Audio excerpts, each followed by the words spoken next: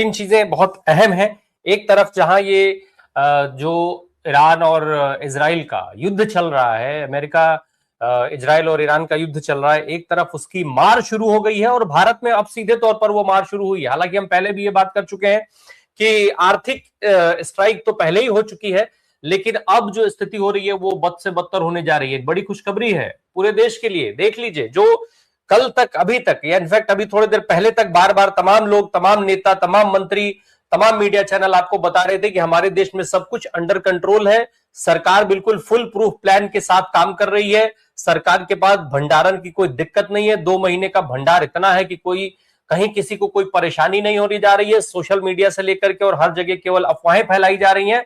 लेकिन इन सब पर मुहर लगा दी केंद्र की सरकार ने कि नहीं सर, हमारे देश में सब कुछ ठीक नहीं है और आपकी मुश्किल कभी भी बढ़ सकती है। मैं ऐसे ही नहीं कह रहा हूं, गैजेट है, दिखाइए जरा।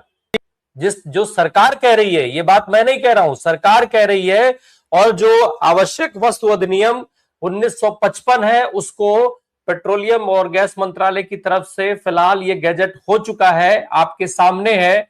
पेट्रोलियम और गैस मंत्रालय, जो डीजल पेट्रोल की बात हो रही थी, जो आपके घरों में सिलेंडर सप्लाई की बात हो रही थी, इन सब पर मुहर लग गई है कि स्थिति हमारी खराब होना शुरू हो चुकी है, हम पर असर कभी भी दिखेगा।